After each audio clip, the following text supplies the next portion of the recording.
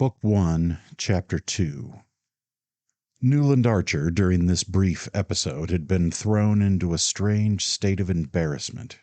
It was annoying that the box, which was thus attracting the undivided attention of masculine New York, should be that in which his betrothed was seated between his mother and aunt, and for a moment he could not identify the lady in the Empire dress, nor imagine why her presence created such excitement among the initiated.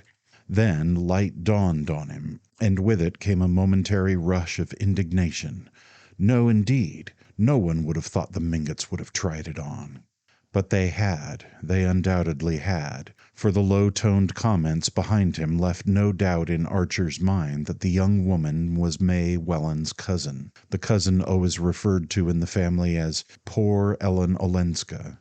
Archer knew that she had suddenly arrived from Europe a day or two previously. He had even heard from Miss Welland, not disapprovingly, that she had been to see poor Ellen, who was staying with old Mrs. Mingott. Archer entirely approved of family solidarity, and one of the qualities he most admired in the Mingotts was their resolute championship of the few black sheep that their blameless stock had produced. There was nothing mean nor ungenerous in the young man's heart, and he was glad that his future wife should not be restrained by false prudery from being kind, in private, to her unhappy cousin.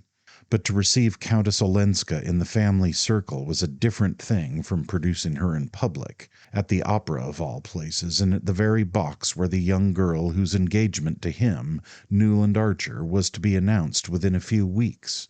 No, he felt as old Sillerton Jackson felt. He did not think the Mingotts would have tried it on. He knew, of course, that whatever man dared, within Fifth Avenue's limits, that old Mrs. Manson Mingott, the matriarch of the line, would dare.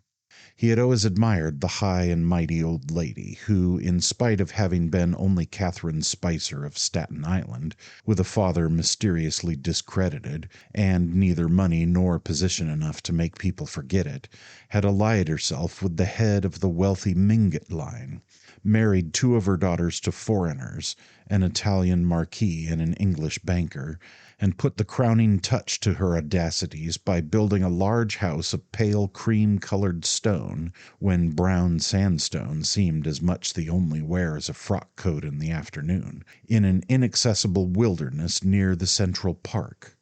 Old Mrs. Mingott's foreign daughters had become a legend. They never came back to see their mother, and the latter being, like many persons of active mind and dominating will, sedentary and corpulent in her habit, had philosophically remained at home.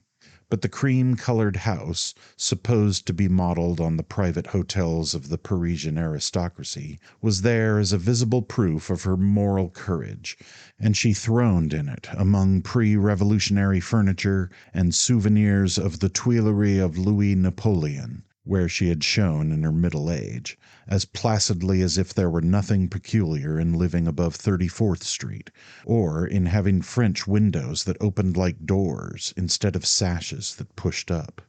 Every one, including Mr. Sillerton Jackson, was agreed that old Catherine had never had beauty, a gift which, in the eyes of New York, justified every success and excused a certain number of failings. Unkind people said that, like her imperial namesake, she had won her way to success by strength of will and hardness of heart, and a kind of haughty effrontery that was somehow justified by the extreme decency and dignity of her private life. Mr. Manson Mingott had died when she was only 28, and had tied up the money with an additional caution born of the general distrust of the Spicers.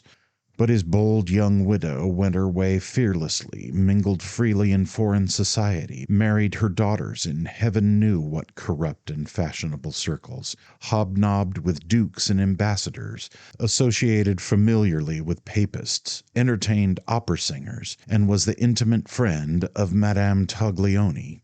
And all the while, as Sillerton Jackson was the first to proclaim, there had never been a breath on her reputation. The only respect, he always added, in which she differed from the earlier Catherine. Mrs. Manson Mingott had long since succeeded in untying her husband's fortune, and had lived in affluence for half a century, But memories of her early straits had made her excessively thrifty, and though, when she bought a dress or a piece of furniture, she took care that it should be of the best, she could not bring herself to spend much on the transient pleasures of the table. Therefore, for totally different reasons, her food was as poor as Mrs. Archer's, and her wines did nothing to redeem it. Her relatives considered that the penury of her table discredited the Mingott name, which had always been associated with good living. But people continued to come to her in spite of the made dishes and flat champagne, and in reply to the remonstrances of her son Lovell, who tried to retrieve the family credit by having the best chef in New York, she used to say laughingly, "What's the use of two good cooks in one family, now that I've married the girls and can't eat sauces?" Newland Archer, as he mused on these things, had once more turned his eyes toward the Mingott box. He saw that Mrs. Welland and her sister-in-law were facing their semicircle of critics with the Mingottium aplomb which old Catherine had inculcated in all her tribe, and that only May Welland betrayed, by a heightened color, perhaps due to the knowledge that he was watching her, a sense of the gravity of the situation. As for the cause of the commotion, she sat gracefully in her corner of the box, her eyes fixed on the stage, and revealing, as she leaned forward, a little more shoulder and bosom than New York was accustomed to seeing, at least in ladies who had reasons for wishing to pass unnoticed. Few things seemed to Newland Archer more awful than an offense against taste, that far-off divinity of whom form was the mere visible representative and vicegerent. Madame Olenska's pale and serious face appealed to his fancy as suited to the occasion and to her unhappy situation. But the way her dress, which had no tucker, sloped away from her thin shoulders shocked and troubled him. He hated to think of May Welland's being exposed to the influence of a young woman so careless of the dictates of taste. After all, he heard one of the younger men begin behind him. Everybody talked through the Mephistopheles and Martha scenes. After all, just what happened? Well, she left him. Nobody attempts to deny that. "He's an awful brute, isn't he?" continued the young inquirer, a candid Thorley, who was evidently preparing to enter the lists as the ladies' champion. "The very worst. I knew him at Nice," said Lawrence Lefferts with authority. "A half-paralyzed, white, sneering fellow. Rather handsome head, but eyes with a lot of lashes. Well, I'll tell you the sort. When he wasn't with women, he was collecting china, paying any price for both, I understand." There was a general laugh, and the young champion said, Well then, she bolted with his secretary." "Oh, I see." The champion's face fell. "It didn't last long, though. I heard of her a few months later, living alone in Venice. I believe Lovell Mingott went out to get her. He said she was desperately unhappy. That's all right. But this parading her at the opera's another thing." "Perhaps," young Thorley hazarded, "she's too unhappy to be left at home." This was greeted with an irreverent laugh, and the youth blushed deeply, and tried to look as if he had meant to insinuate what knowing people called a double entendre. "Well, it's queer to have brought Miss Welland, anyhow," someone said in a low tone, with a side glance at Archer. "Oh, that's part of the campaign. Granny's orders, no doubt," Lefferts laughed. "When the old lady does a thing, she does it thoroughly." The act was ending, and there was a general stir in the box. Suddenly Newland Archer felt himself impelled to decisive action, the desire to be the first man to enter Mrs. Mingott's box, to proclaim to the waiting world his engagement to May Welland, and to see her through whatever difficulties her cousin's anomalous situation might involve her in. This impulse had abruptly overruled all scruples and hesitations, and sent him hurrying through the red corridors to the further side of the house. As he entered the box his eyes met Miss Welland's, and he saw that she had instantly understood his motive, though the family dignity, which both considered so high a virtue, would not permit her to tell him so.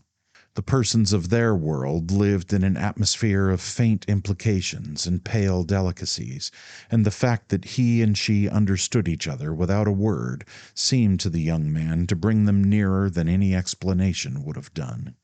Her eyes said, "You see why Mamma brought me," and his answered, "I would not for the world have had you stay away." "You know my niece, Countess Olenska?" Mrs. Welland inquired as she shook hands with her future son-in-law.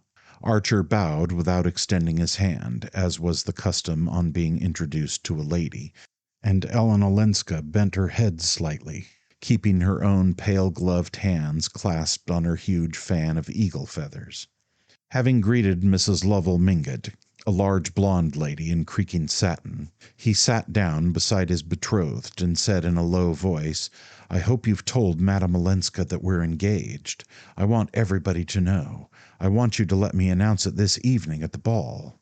Miss Welland's face grew rosy as the dawn, and she looked at him with radiant eyes. "If you can persuade Mamma," she said, "but why should we change what is already settled?" He made no answer but that which his eyes returned, and she added, still more confidently, smiling, "Tell my cousin yourself. I give you leave. She says she used to play with you when you were children." She made way for him by pushing back her chair, and promptly, and a little ostentatiously, with the desire that the whole house should see what he was doing, Archer seated himself at the Countess Olenska's side. "We did used to play together, didn't we?" she asked, turning her grave eyes to his. "You were a horrid boy, and kissed me once behind a door, but it was your cousin, Vandy Newland, who never looked at me, that I was in love with." Her glance swept the horseshoe curve of boxes. "Ah, how this brings it all back to me! I see everybody here in knickerbockers and pantalettes," she said, with her trailing, slightly foreign accent, her eyes returning to his face. Agreeable as their expression was, the young man was shocked that they should reflect so unseemly a picture of the august tribunal before which, at that very moment, her case was being tried. Nothing could be in worse taste than misplaced flippancy, and he answered somewhat stiffly, "Yes, you have been away a very long time." "Oh, centuries and centuries, so long," she said, "that I'm sure I'm dead and buried, and this dear old place is heaven." Which, for reasons he could not define, struck Newland Archer as an even more disrespectful way of describing New York society. Book 1, Chapter 3. It invariably happened in the same way. Mrs. Julius Beaufort, on the night of her annual ball, never failed to appear at the opera. Indeed, she always gave her ball on an opera night in order to emphasize her complete superiority to household cares, and her possession of a staff of servants competent to organize every detail of the entertainment in her absence. The Beaufort's house was one of the few in New York that possessed a ballroom. It antedated even Mrs. Manson Mingott's and the Headley Chiverses, and at a time when it was beginning to be thought provincial to put a crash over the drawing-room floor and move the furniture upstairs, the possession of a ballroom that was used for no other purpose and left for 364 days a year to shuttered darkness, with its gilt chairs stacked in a corner and its chandelier in a bag, this undoubted superiority was felt to compensate for whatever was regrettable in the Beaufort past. Mrs. Archer, who was fond of coining her social philosophy into axioms, had once said, "We all have our pet common people." And though this phrase was a daring one, its truth was secretly admitted in many an exclusive bosom. But the Beauforts were not exactly common. Some people said they were even worse. Mrs. Beaufort belonged indeed to one of America's most honored families. She had been the lovely Regina Dallas of the South Carolina branch, a penniless beauty introduced to New York society by her cousin, the imprudent Medora Manson, who was always doing the wrong thing from the right motive. When one was related to the Mansons and the Rushworths, one had a droit de cité, as Mr. Sillerton Jackson, who had frequented the Tuileries, called it, in New York society. But did one not forfeit it in marrying Julius Beaufort? The question was, who was Beaufort? He passed for an Englishman, was agreeable, handsome, ill-tempered, hospitable, and witty. He had come to America with letters of recommendation from old Mrs. Manson Mingott's English son-in-law, the banker, and had speedily made himself an important position in the world of affairs. But his habits were dissipated, his tongue was bitter, his antecedents were mysterious, and when Medora Manson announced her cousin's engagement to him, it was felt to be one more act of folly in poor Medora's long record of imprudences. But folly is as often justified of her children as wisdom, and 2 years after young Mrs. Beaufort's marriage, it was admitted that she had the most distinguished house in New York. No one knew exactly how the miracle was accomplished. She was indolent, passive, the caustic even called her dull, but dressed like an idol, hung with pearls, growing younger and blonder and more beautiful each year, she throned in Mr. Beaufort's heavy brownstone palace, and drew all the world there without lifting her jeweled little finger. The knowing people said it was Beaufort himself who trained the servants, taught the chef new dishes, told the gardeners what hothouse flowers to grow for the dinner table and the drawing rooms, selected the guests, brewed the after-dinner punch, and dictated the little notes his wife wrote to her friends. If he did, these domestic activities were privately performed, and he presented to the world the appearance of a careless and hospitable millionaire, strolling into his own drawing-room with the detachment of an invited guest, and saying, "My wife's gloxinias are a marvel, aren't they? I believe she gets them out from Kew." Mr. Beaufort's secret, people were agreed, was the way he carried things off. It was all very well to whisper that he had been helped to leave England by the international banking house in which he had been employed. He carried off that rumor as easily as the rest, though New York's business conscience was no less sensitive than its moral standard. He carried everything before him, and all New York into his drawing rooms, and for over 20 years now people had said they were going to the Beauforts, with the same tone of security as if they had said they were going to Mrs. Manson Mingott's, and with the added satisfaction of knowing they would get hot canvas-back ducks and vintage wines, instead of tepid Veuve Clicquot without a year, and warmed-up croquettes from Philadelphia. Mrs. Beaufort, then, had as usual appeared in her box just before the Jewel song, and when, again as usual, she rose at the end of the third act, drew her opera cloak about her lovely shoulders and disappeared, New York knew that meant that half an hour later the ball would begin. The Beaufort house was one that New Yorkers were proud to show to foreigners, especially on the night of the annual ball. The Beauforts had been among the first people in New York to own their own red velvet carpet and have it rolled down the steps by their own footman, under their own awning, instead of hiring it with the supper and the ballroom chairs. They had also inaugurated the custom of letting the ladies take their cloaks off in the hall, instead of shuffling up to the hostess's bedroom and recurling their hair with the aid of the gas burner. Beaufort was understood to have said that he supposed all his wife's friends had maids, who saw to it that they were properly coiffées when they left home. Then the house had been boldly planned with a ballroom, so that, instead of squeezing through a narrow passage to get to it, as at the Chiverses, one marched solemnly down a vista of enfiladed drawing-rooms, the sea-green, the crimson, and the bouton d'or, seeing from afar the many-candled lustres reflected in the polished parquetry, and beyond that the depths of a conservatory where camellias and tree-ferns arched their costly foliage over seats of black and gold bamboo. Newland Archer, as became a young man of his position, strolled in somewhat late. He had left his overcoat with the silk-stockinged footman. The stockings were one of Beaufort's few fatuities. Had dawdled a while in the library hung with Spanish leather and burnished with bull and malachite, where a few men were chatting and putting on their dancing gloves, and had finally joined the line of guests whom Mrs. Beaufort was receiving on the threshold of the crimson drawing-room. Archer was distinctly nervous. He had not gone back to his club after the opera, as the young bloods usually did, but, the night being fine, had walked for some distance up Fifth Avenue before turning back in the direction of the Beaufort's house. He was definitely afraid that the Mingotts might be going too far, that, in fact, they might have Granny Mingott's orders to bring the Countess Olenska to the ball.